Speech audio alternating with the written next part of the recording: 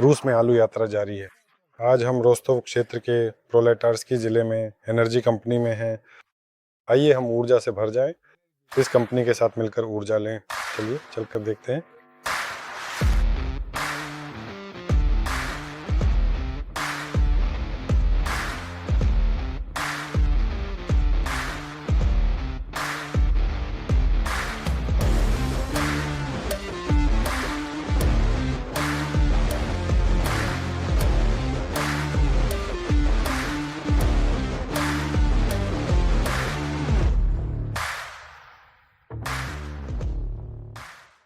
और खेत में सेवा के लिए 20 लोग अतिरिक्त हैं। ये ट्रैक्टर पानी लाने के लिए है, ये लोग रसायन मिलाने के लिए हैं, ये लोग उर्वरक मिलाने के लिए हैं इन बाल्टियों के साथ। 2 लोग खड़े होकर सिगरेट पी रहे हैं, 3 लोग तो पता नहीं कहाँ हैं और क्या कर रहे हैं। और ये सब वेतन वेतन वेतन वेतन है। अब मिक्सिंग यूनिट है, यहाँ सब कुछ केंद्रीकृत है। मिक्सिंग यूनिट की सेवा के लिए 3 लोग हैं। तैयार घोल लाने के लिए कामाच ट्रक है और ताज़ा पानी लाने के लिए 3-4 ट्रैक्टर हैं। मिश्रण की तैयारी की निगरानी कौन करता है? सबसे पहले हम एक बड़ी बाल्टी में एक विशेष कंट्रोल मिक्स तैयार करते हैं। अगर बाल्टी में सब कुछ ठीक हो जाता है तो इसका मतलब है कि यूनिट में भी सब ठीक होगा। फिर उसी के अनुसार ग्रानो मिश्रण और मुख्य तैयारी के समय मौजूद रहता है। यूं कहें, मुझे बस ऐसा लगता है कि असल में बड़ी कंपनी अब केंद्रीकृत घोल यूनिट की ओर बढ़ रही है, क्योंकि दूसरी ओर इसके समर्थक और विरोधी दोनों हैं। विरोधी कहते हैं कि अगर कोई गलती हो जाती है तो वह गलती बहुत बड़ी होती है। हमने भी इस मामले को बहुत गंभीरता से लिया। पहले साल फफूंदनाशी और खरपतवारनाशी का छिड़काव सीधे खेत में किया गया था, यानी हमने छोटी मात्रा में मिश्रण तैयार किया, यूरिया वगैरह सब कुछ यहीं पर किया और सभी जटिल तत्व सीधे खेत में ही मिलाए जाते थे। समय के साथ मनोवैज्ञानिक रूप से हमने इस स्थिति को पार कर लिया। हमने आगे बढ़कर सब कुछ यहीं पर करना शुरू कर दिया, क्योंकि देखिए फिर भी आपके पास गणना है, हाँ गणितीय रूप से आपके पास घन है, तो इसमें गलती कहाँ हो सकती है। इसलिए यह हमारा सूरजमुखी है। वैसे ये वे बीज हैं जिन्हें हम खुद के लिए उगाते हैं। आज के दिन हमारे पास ऐसा सूरजमुखी है। रूसी चयन है? नहीं, ये रूसी चयन बिल्कुल भी नहीं है, ये एक अलग प्रकार का चयन है। मुझे बस पता है कि आपके रोस्तव में भी एक व्यक्ति चयन का काम करता है। अक्साई में? हाँ, ये अक्साई में अजो, हाँ, पावल्युक वोलोडिया, वह प्याज का भी काम करता है और अब वह बस स्तावरोपोल क्षेत्र में बीज वाले प्लॉट्स पर काम कर रहा है। उच्च प्रजनन, हाइब्रिड नहीं, बल्कि विशेष रूप से उच्च प्रजनन। खैर, उसके पास सब कुछ दिलचस्प लगता है। इस साल हमने कंपनी ग्रांट सेट्स के साथ अनुबंध किया है। हम बोरले किस्म उगा रहे हैं। यहाँ सिद्धांत रूप में माँ का प्रदर्शन बहुत शानदार लग रहा है। मुझे लगता है कि बीज भी अच्छे बने हैं। मुझे लगता है कि इस साल वे खुद भी खुश हैं कि उन्होंने हमारे साथ संपर्क किया और हमारे पास पहले से ही जबरदस्त अनुभव है। हमने वैसे पिछले 5 सालों में अपने रास्ते में कई कठिनाइयां झेली हैं। ये भी वैसे विदेशी है। ये बिक्री में होगा, बिक्री में है। 3 बार उसने इसे काटा, लेकिन जैसा कि मैंने कहा सूखे में भी ये काफी अच्छा दिखता है। मुझे नहीं पता कि कुल मिलाकर हमें क्या मिलेगा, क्योंकि गर्मी बहुत सूखी थी। पड़ोसियों ने तो सब कुछ जुताई कर दी, इसलिए मुझे लगता है कि यह अपनी उपज से खुश करेगा, लेकिन फिलहाल हम कुछ भी भविष्यवाणी नहीं करेंगे। अंबार बताएगा। हाँ, अंबार ही बताएगा। अभी इस समय मिट्टी की जुताई की जा रही है। खेतों में घास बहुत ज्यादा उगाई है। क्या आपने कभी नो-टिल तकनीक के बारे में सोचा है? इस साल हमने यह तय किया कि अब हमें सूखी परत के विकास की दिशा में आगे बढ़ना चाहिए।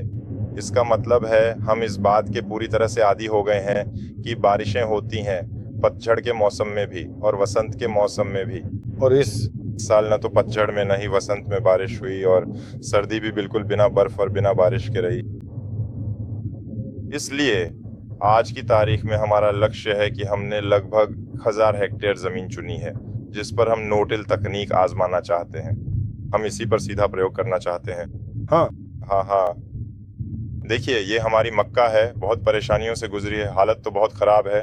ऐसा लगता है जैसे इसे किस्मत से कुछ मिल गया। इसे कुछ बारिशें मिल भी गईं, लेकिन भुट्टा देखने लायक नहीं है। बहुत बुरा हाल है। लगभग 1000 हेक्टेयर जमीन नो-टिल के लिए तय की है। देखते हैं। फिलहाल हमारा काम है कि इन खेतों को झाड़ियों से भरने न दें। हम वहां जाकर ग्लाइफोसेट का छिड़काव करना चाहते हैं और फिर उसे सर्दियों के लिए छोड़ देना चाहते हैं। ऐसे खेतों में बेशक किसी भी हालत में मिट्टी की जुताई करनी ही पड़ेगी। यहाँ जैसा कि मैंने कहा, मुख्य समस्या यह थी कि भूसा पंक्तियों में पड़ा था और हम उसे लंबे समय तक नहीं उठा सके क्योंकि दबाने का काम बहुत ज्यादा था। ये देखिए, हमारा पशुपालन का झुंड यहाँ चल रहा है। ये देखिए, इस साल के बछड़े हैं, वे छोटे हैं लेकिन उनका वजन शायद 150 किलो तक तो होगा ही। और ये पशुपालन केंद्र है 3 में से 1। अभी इस समय वहां मशीनें काम कर रही हैं, गोबर बाहर ले जाया जा रहा है, भूसा घास इनकी कटाई हो रही है। यहाँ भी आप देख सकते हैं गट्ठर पड़े हैं।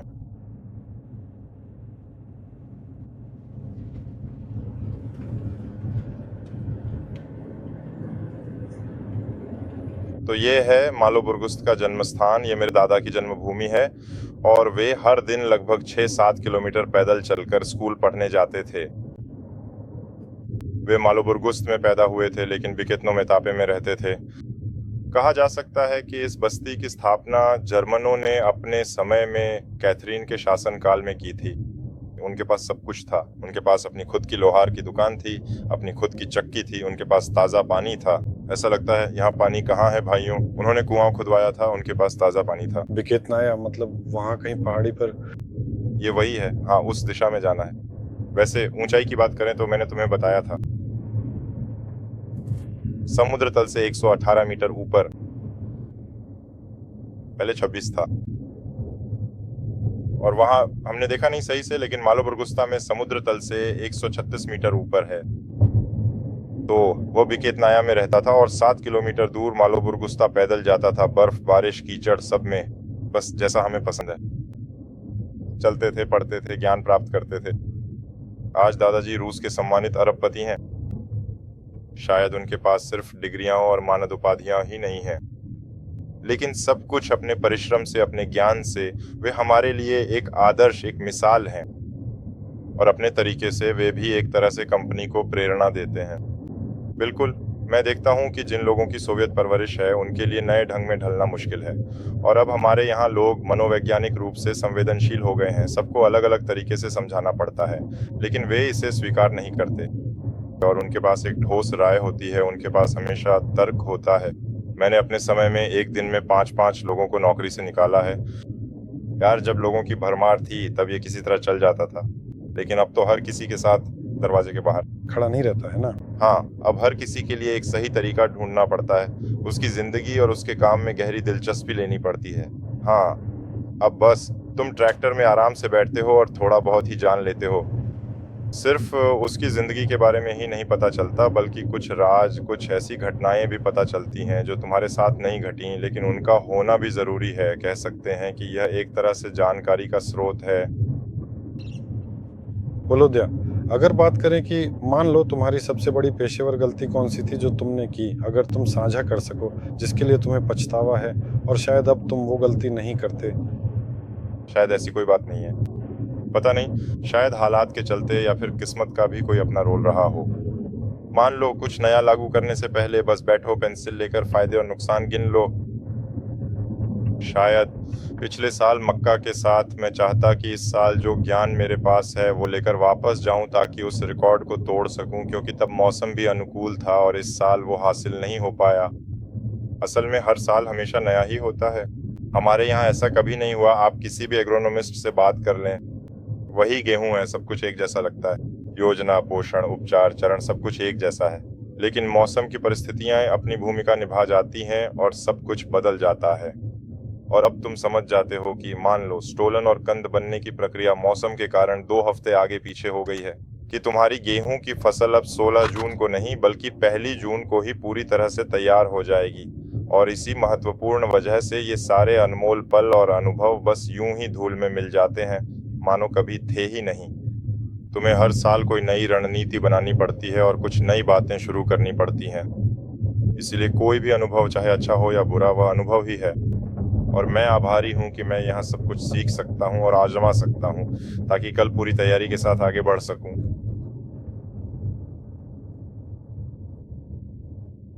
तुमने मुझसे कहा था कि एग्रोनॉमिस्ट कृषि वैज्ञानिक ऐसी विशेषता है, माफ करना, ऐसा व्यक्ति है जो वैज्ञानिक भाषा में समझा सकता है कि क्यों कुछ नहीं हुआ।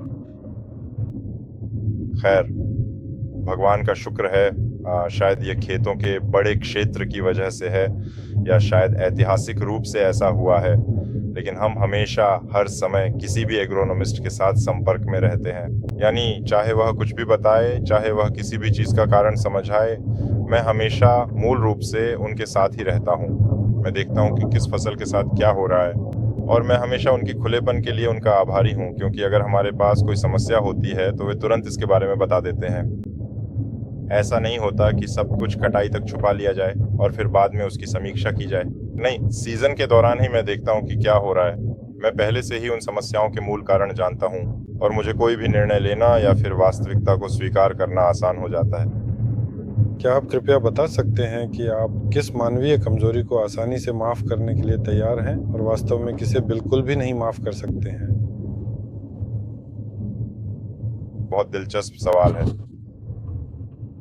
शायद झूठ को मैं माफ नहीं कर पाऊंगा, या कर भी लूं, लेकिन फिर मेरे साथ ऐसा होता है कि अगर कोई व्यक्ति कहीं झूठ, फरेब या ऐसी ही किसी बात में पकड़ा जाता है, तो मेरा उस पर भरोसे का स्तर कम हो जाता है, और फिर मेरे लिए उस व्यक्ति के साथ पहले जैसी ही रिश्तों या स्तर पर काम करना मुश्किल हो जाता है। इसलिए उन लोगों का आभार जो साल दर साल वैसे ही बने रहते हैं, और तुम पहले से जानते हो कि उनसे क्या उम्मीद करनी है। सबसे ज्यादा बुरा तब लगता है जब कुछ तुम्हारी पीठ पीछे होता है और तुम्हें बाद में पता चलता है तब तक रिश्ते खराब हो चुके होते हैं, और तुम उस दीवार को पार नहीं कर पाते, क्योंकि तुम्हारे लिए वह इंसान अब एक अलग रूप में सामने आ चुका होता है। इसलिए बाकी सब चीजों की कोई खास परवाह नहीं करनी चाहिए, चाहे वो टूटा हुआ ट्रैक्टर हो, टूटी हुई नेविगेशन हो, या कुछ और। ये सब तो छोटी मोटी बातें हैं। सबसे महत्वपूर्ण है इंसान इसी सब में, क्योंकि अगर इंसान नहीं होगा तो ये सब कुछ बेकार है। इसीलिए मेरे लिए लोगों के बीच आपसी संबंध बहुत महत्वपूर्ण है, टीम में भी। हाँ बिल्कुल, हमारे यहाँ भी जैसे सबके यहाँ होता है, अपनी अपनी साजिशें, जांच पड़ताल वगैरह होती रहती हैं। मुझे इसमें उलझना पसंद नहीं है, लेकिन करना पड़ता है, क्योंकि 400 लोग हैं, हर किसी की अपनी महत्वाकांक्षाएं हैं, अपना स्वभाव है, और हर कोई सोचता है कि वह दूसरे से ज्यादा समझदार है और उसे पता है कि क्या करना चाहिए। लेकिन जब आप किसी को मौका देते हैं, जैसे कि लो ये लो, खुद करो जैसे चाहो, तो लगभग 80% लोग पीछे हट जाते हैं। बताइए, अभी जब हम सड़क पर जा रहे थे मैंने देखा कि कहीं मिट्टी डाली गई है, कहीं समतल किया गया है। क्या आप ये सब खुद ही करते हैं? देखिए, जिस सड़क पर हम अभी जा रहे थे वह पीजीएस यानी रेत और बजरी का मिश्रण है, उसमें टेरेसा भी है। ये हमारे किसानों की तरफ से है। दोस्तों, यहाँ तो पहले बिल्कुल सड़क ही नहीं थी। हमेशा एक बड़ी समस्या रहती थी, खासकर पतझड़ और सर्दियों में फसल निकालना नामुमकिन था। तो हमें चक्कर लगाना पड़ता था, जैसे कि आपने पहली बार जिस रास्ते से आए थे। और यह जो छोटी सड़क है, इसे उन्होंने सिर्फ अपने लिए डलवाया है ताकि अनाज ले जाने वाले ट्रक और मशीनें आ जा सकें, क्योंकि उनकी ज़मीन यहीं है और उन्हें उसकी जुताई वगैरह करनी होती है। हम कोशिश करते हैं कि सिर्फ बहुत मुश्किल जगहों पर, वाकई में कठिन हिस्सों में ईंटों का मलबा डाल दें, लेकिन फिर भी ट्रैक्टर, गाड़ियाँ, कमाज ये सब उसे उखाड़ देते हैं। और फिर सबसे अच्छा यही होता है कि वह सड़क के किनारे किनारे फैल जाता है। आखिरकार यह सब फिर खेत में ही चला जाता है। फिर वही चीज़ें, फिर जुताई, कल्टीवेशन, डिस्किंग और कटाई, सब कुछ बड़ा मज़ेदार हो जाता है। मतलब कुल मिलाकर हमारे यहाँ किसान कोशिश करते हैं कि कच्ची सड़कों को अच्छी हालत में बनाए रखें। हम अपनी तरफ से लगातार काम करते हैं। हमारे पास अपना ग्रेडर है, बल्कि 2 हैं। हम लगातार सड़क को ग्रेड करते रहते हैं। मतलब बारिश हुई, थोड़ा सा रास्ता बन गया, बस फिर चल पड़े। तो तुम खुद ही देखो। हाँ, मैंने ध्यान दिया। हाँ, कि बिल्कुल आराम से चल सकते हैं। नहीं, मैं आपको बिल्कुल नहीं कहूँगा। इसलिए किसानों की वास्तव में तारीफ करनी चाहिए, जो सड़क की देखभाल करते हैं और उसे बेहतर बनाने में महत्वपूर्ण भूमिका निभाते हैं। तो हम फिर से नहर पर आ गए हैं। कुछ तो है, वह एक्सैक के साथ ऐसे ही जा रहा है, और हम हमेशा हर जगह इससे होकर गुजरते हैं। हाँ, मैंने शायद 3 या 4 बार तो जरूर पार किया है। हाँ हाँ हाँ, ये सब एक ही नहर है। मैं समझता हूँ, ये एक ही मुख्य नहर है, यही है। सच कहूँ तो मैंने नहीं सोचा था कि इतनी बड़ी संख्या में नहरें होंगी यहाँ रोस्तोव क्षेत्र में। मेरे लिए ये एक छोटी सी खोज थी। हालांकि मनोज गुदेल ये उसे भी तो किसी चीज़ से पोषण मिलना चाहिए था। हाँ, सही है। हालांकि इसका अपना स्रोत तो पूरी तरह काल्मिकिया से आता है, सारी स्टेपी से ही, और यहाँ इस नहर के रूप में पोषण मिलता है। हमारे यहाँ तो आलू की खेती की कहानी बहुत दिलचस्प तरीके से शुरू हुई। 2014 में हमारे पास पेप्सिको फैक्ट्री के प्रतिनिधि आए थे, अजोल। निगर एवगेनियेविच, नमस्ते। वे आए और बोले, दोस्तों चलो आलू उगाने की कोशिश करते हैं। उस समय तक हमारे पास सिंचाई ड्रिप पर आलू उगाने का अनुभव था, लेकिन वह खाद्य खाने वाले आलू के साथ था, और सिद्धांत रूप में रोस्तोव क्षेत्र में आलू चिप्स के लिए ही होता है। यह तो सभी मानकों के अनुसार है, लेकिन ये तो कुछ बिल्कुल अविश्वसनीय कल्पनातीत था। 2014 में ऐसा हुआ था। और फिर हमें ला कर दिया गया। शायद हमने पहली बार प्रीमियर या न्यूटन किस्म आजमाई, या कोई और किस्म थी। फिर हमें एयरकू किस्म ला कर दी गई। हमने खेत से फसल दी, उन्हें सब कुछ पसंद आया, सब कुछ उनकी उम्मीदों के मुताबिक था। आइए अब क्षेत्रफल बढ़ाते हैं। शुरुआत 5 हेक्टेयर से हुई थी, आज यह लगभग 400 हेक्टेयर सिंचाई का क्षेत्र है। हर साल 400 हेक्टेयर में आलू लगाया जाता है। हम सब कुछ फसल चक्र में समायोजित करते हैं, ताकि अगर सिंचाई की मशीन नई हो तो वह भी ताज़ा ही हो। हम 2 साल से आलू उगा रहे हैं। हमारे यहाँ सिर्फ देर से पकने वाला आलू होता है, जल्दी पकने वाला नहीं। हम 5 जून से रोपाई शुरू करते हैं और 25 तारीख तक ख़त्म कर लेते हैं, क्योंकि सबसे पहले हमें पानी मई के करीब मिलता है, यानी 1 से 10 मई के बीच। इसलिए अगर मैं उसे अप्रैल में लगा दूं तो वह सूख सकती है और मर भी सकती है।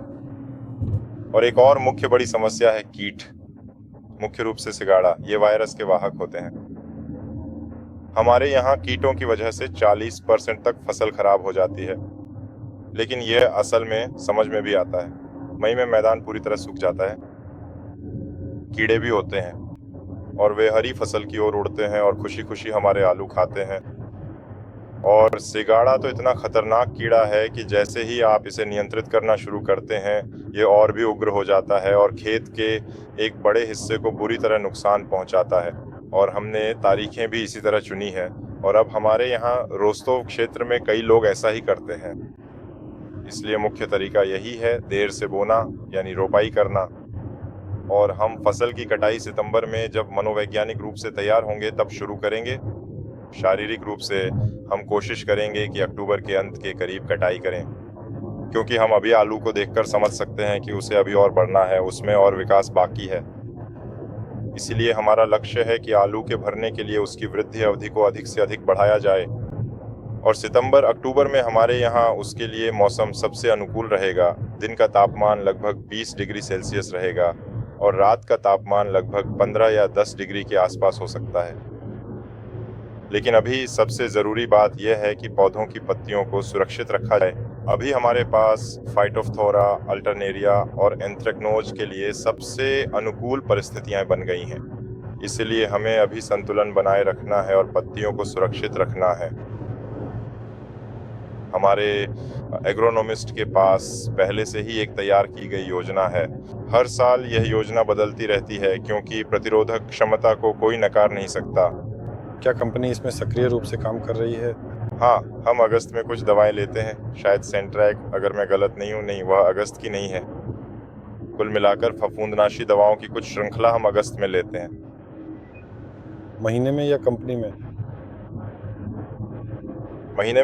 महीने में या कंपनी में? अगस्त में, कंपनी में। आपके प्रतिष्ठित संस्थान के मृदा विज्ञान के बारे में मुझे वास्तव में कोई जानकारी नहीं है। पहले व्लादिमीर स्टेफानोविच वहाँ विभाग अध्यक्ष के रूप में रोस्तोव में बहुत सक्रिय रूप से काम करते थे। ये मेरे परम गॉडफादर हैं। मैं उनसे लगभग 15 वर्षों से नहीं मिला हूँ। तब वे रोस्तोव में एक बहुत ही सम्मानित और उम्र दराज व्यक्ति थे। हाँ, इसी संदर्भ में। और गुलू, हाँ, तब उसे ऐसा ही कहा जाता था, रोस्तोव राज्य विश्वविद्यालय।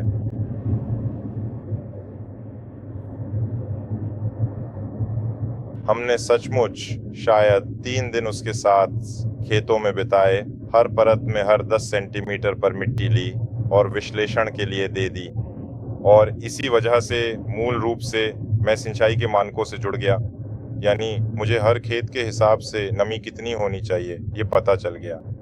लेकिन सबसे अच्छी रणनीति वास्तव में यही है कि बस पानी की एक अच्छी मात्रा दें, जिसे अधिकतम सिंचाई कहते हैं, जितना जमीन सहन कर सके। उदाहरण के लिए मेरे यहाँ ये संख्या 25 मिलीमीटर है, 30 अगर बहुत ज्यादा सूखा हो तो। अधिकतम सिंचाई का मतलब क्या है? यानी क्या पानी खेत में खड़ा रहना चाहिए? हाँ बिल्कुल, खेत में पानी की झीलें बन जानी चाहिए, बस झीलें बन जानी चाहिए। यही बात है। खासकर ढलानों पर तो पानी बह भी सकता है, कहीं ना कहीं ढलान के साथ बहकर चला जाएगा। लेकिन सबसे पहले यह समझना जरूरी है कि जमीन एक बार में एक सिंचाई में अधिकतम कितना पानी सोख सकती है। और दूसरा ये देखना कि ये मात्रा सेंसर पे कितनी दिखेगी, उसका क्या मान होगा, और वह भी हर स्तर पर 10, 20, 30, 40 सेंटीमीटर। मेरी मुख्य जड़ क्षेत्र की परत असल में 50 सेंटीमीटर तक है। जो भी इससे नीचे है वह पौधे के लिए बस पहुंच से बाहर है, पौधा वहां तक जाता ही नहीं। लेकिन मुझे लगता है कि शायद इन परतों में मिट्टी की विशेषताओं और लवणता के कारण ऐसी मिट्टी काफी प्रतिकूल होती है, इसलिए वह ऊपर ही अपना सारा सामर्थ्य लगाने की कोशिश करती है। और मैंने बस यह समझ लिया कि मुझे मक्का को जमीन में मीटरों तक भेजने का कोई मतलब नहीं है, वह वहां तक जाती ही नहीं। मेरा सामर्थ्य हाँ बस 10, 20, 30 सेंटीमीटर तक ही है। बेशक वहां कुछ केशिकाएं हो सकती हैं या कुछ और नीचे की ओर जा सकता है, लेकिन वास्तव में मैं ग्राफ पर केवल 30 सेंटीमीटर तक ही खपत देखता हूँ। मुझे इससे गहराई तक नहीं ले जा पाना संभव नहीं हुआ, तो पौधे को और गहराई तक कैसे भेजा जा सकता है या उसे नीचे पानी के लिए जाने के लिए कैसे मजबूर किया जा सकता है? सिर्फ ऊपरी परतों में पानी की कमी का तनाव देकर ही, यानी ताकि वह जड़ नमी की कमी महसूस करे और नीचे चली जाए। लेकिन पिछले साल मैंने इतना प्रयोग कर लिया कि इस बार मैंने जोखिम नहीं उठाया। अब मैं वैसे ही सिंचाई करता हूँ जैसे मिट्टी की स्थिति है, वह कैसी महसूस होती है और पौधा कैसे प्रतिक्रिया देता है। ये साफ दिखाई देता है, जानते हो, जैसे कि सक्रिय नमी की खपत मान लो गर्मी में 40 से लेकर 25% तक जाती है। ये सीढ़ी नुमा ग्राफ की तरह साफ दिखता है, बहुत तेज। और 25 के बाद वह ग्राफ ढलान वाला हो जाता है, यानी नमी पौधे के लिए उपलब्ध नहीं रह जाती। ऐसा लगता है कि नमी है, लेकिन मिट्टी की विशेषताओं के कारण वह पौधे के लिए, जड़ प्रणाली के लिए उपलब्ध नहीं है। इसलिए मुझे ठीक उसी स्तर को बनाए रखना होता है। रेतीली मिट्टियों के साथ सिंचाई के मामले में सब कुछ थोड़ा आसान होता है, लेकिन वहाँ बिल्कुल अलग समस्याएं होती हैं। जैसे उदाहरण के लिए मैं हाल ही में दोस्तों के पास गया था। उनके पास उच्च हाइड्रो मॉड्यूल हैं। यह उनके लिए जीवन की आवश्यकता है, क्योंकि उन्हें एक बार में 20-30 मिलीमीटर पानी देना पड़ता है, और बहुत जल्दी, क्योंकि उनकी सारी नमी रेत के कारण तुरंत निकल जाती है। सिंचाई के बाद हम सचमुच अभी अभी खेत में मिट्टी पर गए थे। यहाँ तक कि मिट्टी जूतों से भी नहीं चिपकती। हमारे यहाँ तो मिट्टी चिकनी है, इतनी ज्यादा चिपकती है कि आलू तक। जब हम आलू निकालते हैं तो वह पूरा, जब आप इसे सुखाते हैं तो क्या आप इसे तोड़ते हैं? हाँ, मजदूर खड़े रहते हैं और चाकू से इसे कुरेद देते हैं, ये जरूरी है। में कुल मिलाकर हमारी मुख्य जिम्मेदारी यह है कि ट्रांसपोर्टर पूरी तरह से तैयार हालत में रहें, उन पर कोई स्पष्ट क्षति न हो।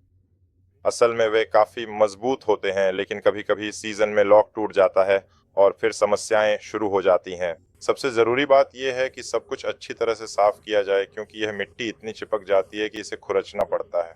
खैर, इस समय कंबाइन अच्छी स्थिति में है। यह साफ दिख रहा है कि किसी ने इसकी सफाई और सीजन के लिए तैयारी की है।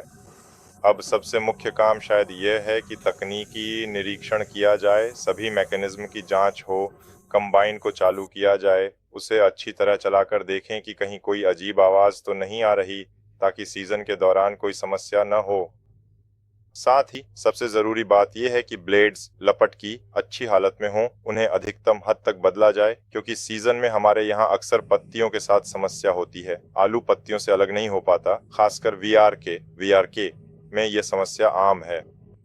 और ये ब्लेड्स हमारी मदद करते हैं, सब कुछ अच्छी तरह से झाड़ देते हैं, लेकिन जो भी चीजें मशीन नहीं कर पाती या उठा नहीं पाती, उन्हें कंबाइन के पीछे लोग उठा लेते हैं। हमारे यहाँ आमतौर पर 1-2 लोग कंबाइन के पीछे चलते हैं। हमने समय लेकर देखा है कि एक बार में 500 मीटर के रास्ते में एक व्यक्ति लगभग 50 किलोग्राम इकट्ठा कर लेता है। अगर इसे हेक्टेयर में गुणा करें तो यह अच्छी खासी बढ़ोतरी होती है, और असल में यह कंबाइन पर काम करने वाली टीम की न्यूनतम सैलरी भी बन जाती है। हमारे यहाँ आमतौर पर 4 लोग होते हैं, यानी 2 यहाँ 2 वहाँ होते हैं। इसी के अनुसार बैलास्ट छोड़ने के कारण मैं यहाँ गियर शिफ्ट लीवर नहीं ढूंढ पा रहा हूँ। वैसे वह उस तरफ है, हाँ उस तरफ है। दोबारा सेपरेशन के लिए हम व्यक्ति को समझाते हैं कि पैर कहाँ रखना है, कैसे दबाना है। कुछ मामलों में जब बहुत जिम्मेदारी होती है तो हम सबसे भरोसेमंद व्यक्ति को रखते हैं ताकि हमारे कंबाइन से कोई नुकसान न हो। मूल रूप से मुझे ग्रिमे का कंबाइन सबसे ज़्यादा पसंद है क्योंकि यह अनुकूल मिट्टी और मौसम की परिस्थितियों में गति के मामले में किसी भी अन्य से आगे है। यानी मुख्य बात यह भी है, निश्चित रूप से वह व्यक्ति जो कंट्रोल पैनल पर बैठा है। हमने समय देखा, लगभग 10-12 मिनट में बंकर पूरी तरह भर जाता है और इसकी सीजन में उत्पादन ज़बरदस्त होता है। ये खुद लगभग 2500 टन खुदाई कर लेता है।